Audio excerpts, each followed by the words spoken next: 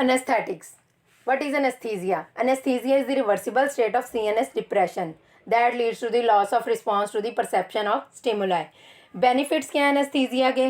Sedation and reduce anxiety, sedation और before surgery जो anxiety होती है उसको कम करती हैं. Lack of awareness and amnesia, ताकि ना पता चले कि प्रोसीजर कैसा हो रहा है. Skeletal muscle relaxation, skeletal muscles आपके लिम्स के मसल्स को रिलैक्स करती हैं. सप्रेस अनडिज़ायरेबल रिफ्लेक्सेस और एनर्जीजिया और पेन को ख़त्म करती हैं. Not a single drug can reduce और damage these effects. Combination of drug produce these desirable effects. अच्छा, एनेस्थीसिया से पहले जो है वो प्री एनेस्थेटिक्स देते हैं that are helpful in anaesthesia after the post operative condition of patient. Pre anaesthetics क्या करते हैं? That calm the patient, decrease the side effects और रिलीव द पेन. अच्छा, उसके बाद before giving anaesthesia patient factor जो है वो जो है उनको कंसिडर करना जो है एनेस्थीसिया सिलेक्शन के लिए ज़रूरी है. सबसे पहले स्टेटस ऑफ ऑर्गन, आपके जितने भी वाइटल ऑर्गन्स हैं उनका स्टेटस चेक होना चाहिए. If there is any abnormality, if there is any disorder, then that disorders must be considered. CVS system cardiovascular system जो डिप्रेस होता है एनेस्थीसिया में, सही है. तो उसमें जो है वो अगर पेशेंट जो है वो कोरोनरी आर्टरी डिजीज़ है उसको, या हार्ट फेलियर है, या जो है वो उसको रिदमियास के डिसऑर्डर्स हैं, या कार्डियोवास्कुलर कोई भी डिसऑर्डर है, तो उसमें जो है इन कंडीशंस को जो है वो कंसिडर करना चाहिए before the anaesthetic drug is given. Hypotension जो है वो एनेस्थीसिया में हो सकती है. जनरल एनेस्थीसिया मोस्टली हाइपोटेंशन होती है. तो उससे क्या होगा? परफियन प्रेशर डिक्रीज़ हो जाएगा और इस्केमिक इंजरी हो सकती है, क्योंकि हाइपरटेंशन होगी, ब्लड प्रेशर डिक्रीज़ होगा तो ब्लड जो है वो वाइटल ऑर्गन्स को नहीं पहुंचेगा, जिसकी वजह से जो है वो इस्केमिक इंजरी हो सकती है टिश्यूज़ की. तो इसमें क्या है कि वेजो एक्टिव एजेंट से इसको ट्रीट किया जा सकता है. उसके बाद रिस्पिरेटरी सिस्टम है. रिस्पिरेटरी डिप्रेशन होता है एनेस्थीसिया में, ठीक है. एजमा या वेंटिलेशन या परफियन एबनॉर्मलिटीज़ जो हैं ये क्या करती हैं? ये कम्प्लिकेट कर देती हैं एनेस्थीसिया के कंट्रोल को, ठीक है. इनहेलेशन एजेंट जो है रिस्पिरेशन को डिप्रेस करते हैं, but they are also bronchodilators. IV anaesthetics या ओपियोइड्स हैं ये क्या करते हैं? रिस्पिरेशन को सप्रेस करते हैं. तो इसको हम कैसे कंपनसेट करेंगे? बाय एडिक्वेट वेंटिलेशन और oxygenation during the surgery.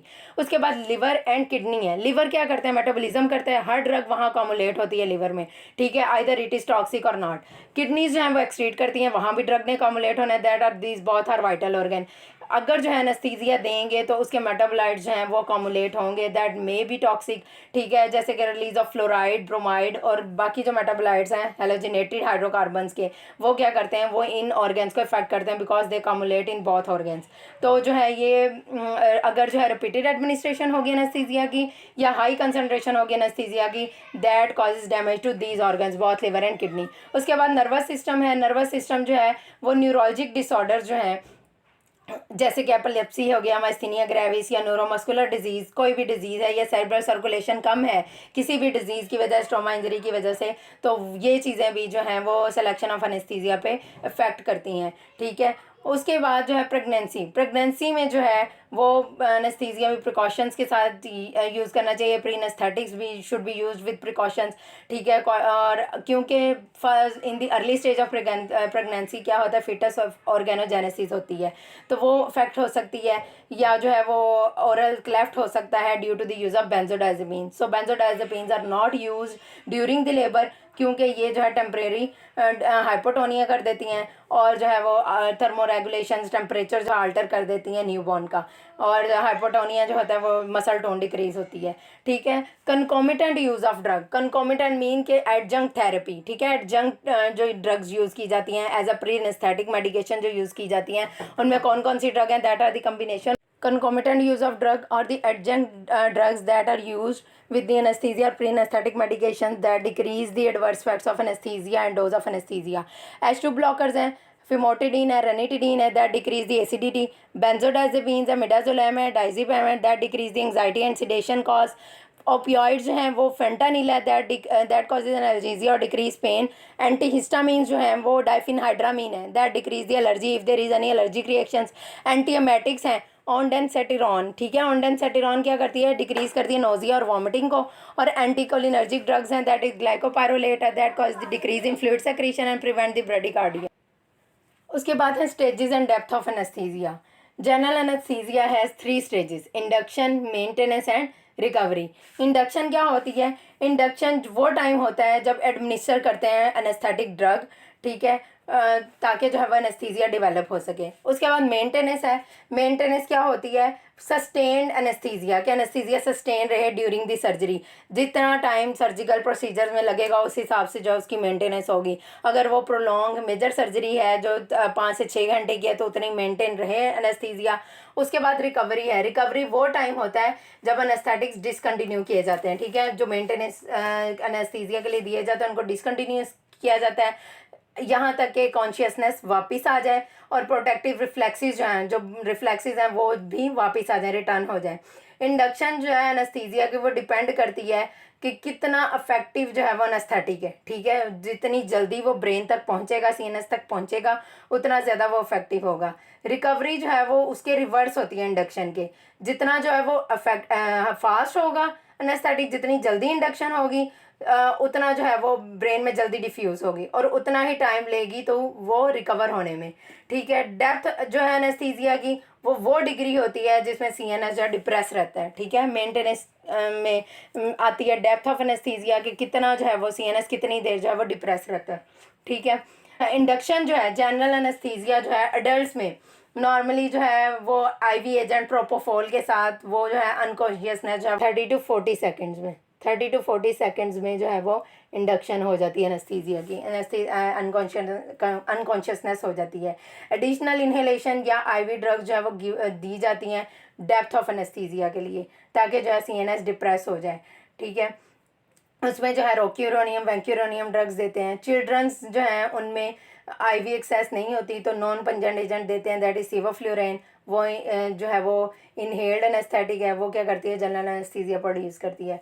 Maintenance of anaesthesia after administering the anaesthesia, ठीक है। वाइटल साइन जो है ना मॉनिटर करने पड़ते हैं और जो है स्टिमुलस रिस्पॉन्स चेक करना पड़ता है, मॉनिटर करना पड़ता है ताकि जो है बैलेंस अमाउंट ऑफ ड्रग जो है वो इनहेल की जाए इनहेलेशन एनेस्थीसिया से, ताकि जो है वो डेप्थ ऑफ एनेस्थीसिया मेंटेन रह सके।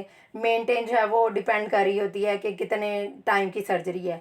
ओपियाइड्स जो हैं वो भी यूज़ किए जाते हैं एनाल्जीसिया के लिए इनहेलेशन एनेस्थेटिक्स के साथ, क्योंकि जो इनहेलेशन एनेस्थेटिक है that are not good analgesic, वो तो एनाल्जेसिक्स हैं ही नहीं, तो उनके साथ जो ओपियाइड्स दिए जाते हैं that are the analgesics. IV infusion जो है बहुत सारी ड्रग्स की जो है वो भी यूज़ की जाती है मेंटेनेंस में। इनहेलेशन भी दी जा सकती है और आईवी भी दी जा सकती है फॉर द मेंटेनेंस। रिकवरी क्या होती है? पोस्ट ऑपरेटिवली एनेस्थेटिक जो एडमिक्सचर है वो निकलता है, रिवर्स होता है, ठीक है। जैसे वो सीएनएस में पहुंचा था, ब्रेन तक पहुंचा था, उससे उसकी वापसी हो रही है, रिकवर हो रहा है। पेशेंट का फिर जो है वो कॉन्शियसनेस उसकी चेक की जाती है, उसके रिफ्लेक्सेस चेक किए जाते हैं, आइदर इट इज़ कॉन्शियस और नॉट। और रीडिस्ट्रीब्यूशन जो है वो साइट ऑफ एक्शन से वो डिपेंड करती है रिकवरी पे, सही है। अगर जो है न्यूरोमस्कुलर ब्लॉकर्स जो हैं वो फुली मेटाबोलाइज ना हो तो फिर जो है वो अकोमोलेट होंगे तो वो फिर उसके लिए रिवर्सल एजेंट्स जो हैं यूज़ किए जाएंगे। पेशेंट जो है वो मोनीटर किया जाता है फॉर दी फुल रिकवरी, ठीक है, क्योंकि जो है वो फिजियोलॉजिक फंक्शंस के साथ स्पॉन्टेनियस उसकी रिस्पायरेशन हो, ब्लड प्रेशर ठीक हो, हार्ट रेट ठीक हो, रिफ्लेक्सेस उसके प्रॉपर हों और रिस्पायरेटरी डिप्रेशन ना हो। अब डेप्थ ऑफ एनेस्थीसिया क्या है? Depth of anaesthesia divided into 4 stages.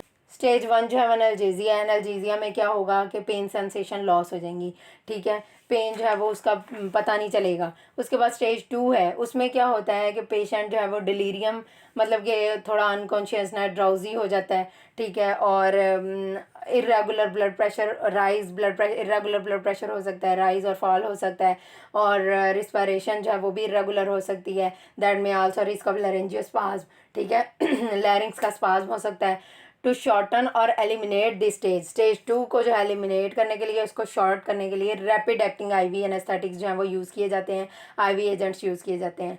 Stage 3 ये surgical anaesthesia, that is the perfect stage of for the surgery, ठीक है। इसमें क्या होता है कि मसल टोन ग्रेजुअली लॉस होती है, रिफ्लेक्सेस लॉस हो जाते हैं, सीएनएस डिप्रेस हो जाता है, रेगुलर रिस्पायरेशन होती है और रिलैक्स स्केलेटल मसल जो है रिलैक्स हो जाते हैं और मूवमेंट जो है स्पॉन्टेनियस मूवमेंट जो है वो ख़त्म हो जाती हैं। ये आइडियल स्टेज होती है जिस पे जो है वो सर्जरी हो सकती है। केयरफुल मॉनिटरिंग जो है इस पर भी करनी चाहिए to prevent the undesirable progression of stage 4, ठीक है। स्टेज 4 क्या होता है? Medullary paralysis. इसमें क्या होता है? स्वेयर डिप्रेशन हो सकता है रिस्पायरेटरी और वेजोमोटर सेंटर का, ठीक है। वेंटिलेशन और सर्कुलेशन जो है इसमें फिर सपोर्ट की जाती है टू प्रिवेंट दी डेथ।